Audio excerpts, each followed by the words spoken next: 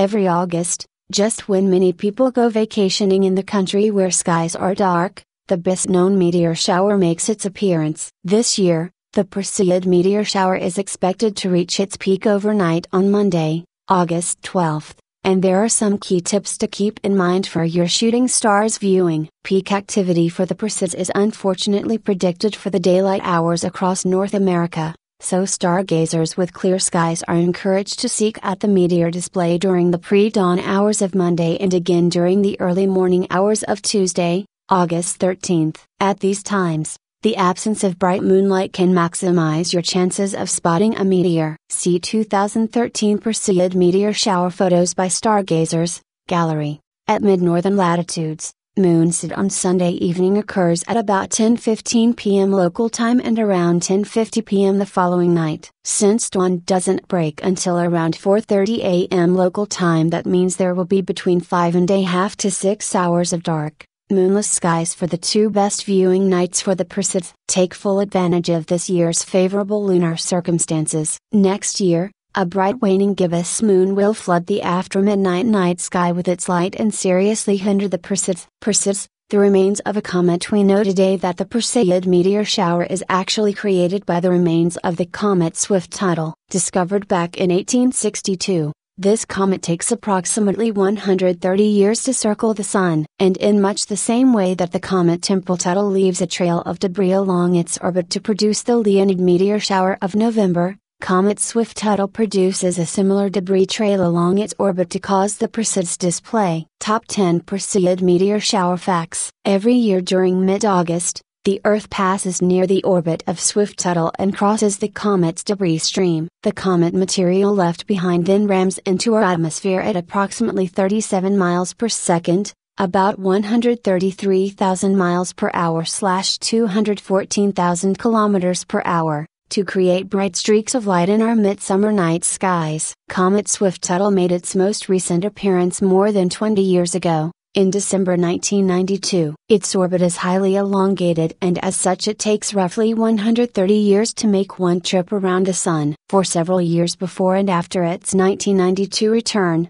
the Perseids were a far more prolific shower, appearing to produce brief outbursts of as many as several hundred meteors per hour, many of which were dazzlingly bright and spectacular. The most likely reason was that the Perseid's parent comet was itself passing through the inner solar system, and that the streams of Perseid meteoroids in the comet's vicinity were larger and more thickly clumped together, leading to brighter meteors as well as much higher than normal meteor rates. But now, with the comet now having retreated nearly 3.2 billion miles, 5.1 billion km, back out into space, Perseid activity has returned to normal. Perseid meteor clumps. A very good meteor shower will produce about 1 meteor per minute for a given observer under a dark country sky. However, any light pollution from city lights or moonlight considerably reduces the count. The August Perseids are among the strongest of the readily observed annual meteor showers, and at maximum activity nominally yield 90 or 100 meteors per hour. However,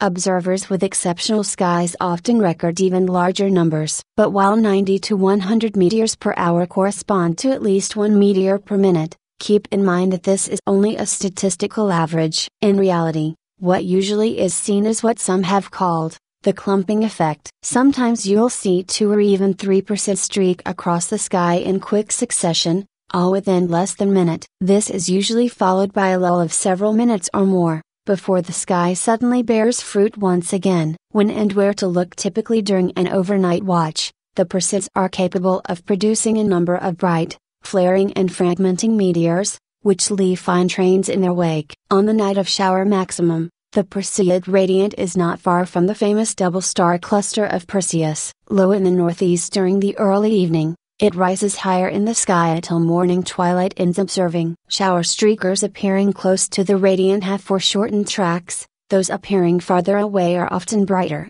have longer tracks, and move faster across the sky. About 5 to 10 of the meteors seen in any given hour will not fit this geometric pattern, and may be classified as sporadic or as members of some other, minor, shower. Perseid meteor shower activity increases sharply in the hours after midnight, so plan your observing times accordingly. We are then looking more nearly face on into the direction of the Earth's motion as it orbits the Sun, and the radiant is also higher up. Making a meteor count is as simple as lying in a lawn chair or on the ground and marking on a clipboard whenever a shooting star is seen. Watching for the Perseids consists of lying back, gazing up into the stars, and waiting. It is customary to watch the point halfway between the radiant, which will be rising in the northeast sky, and the zenith, though it's alright for your gaze to wander. Meteor counts should be made on several nights before and after the predicted maximum, so the behavior of the shower during off-peak nights can be determined. Usually, good numbers of meteors should be seen on the preceding and following nights as well. The shower is generally at 1/4 strength 1 or 2 nights before and after maximum. A few Perseids can be seen as much as 2 weeks before and a week after the peak. The extreme limits, in fact, are said to extend from July 17th to August 24th, though an occasional one might be seen almost any time during the month of August. Early Perseid meteor shower fireballs seen by NASA. Video. No danger in watching. Many years ago, a phone call came into New York's Hayden Planetarium. The caller sounded concerned after hearing a radio announcement of an upcoming Perseid meteor display and wanted to know if it would be dangerous to stay outdoors on the night of the peak of the shower, perhaps assuming there was a danger of getting hit. These meteoroids, however, are no bigger than sand grains or pebbles, have the consistency of cigar ash and are consumed many miles above our heads. The caller was passed along to the planetarium's chief astronomer, who commented that there are only 2 dangers from observing the Perseid meteor shower: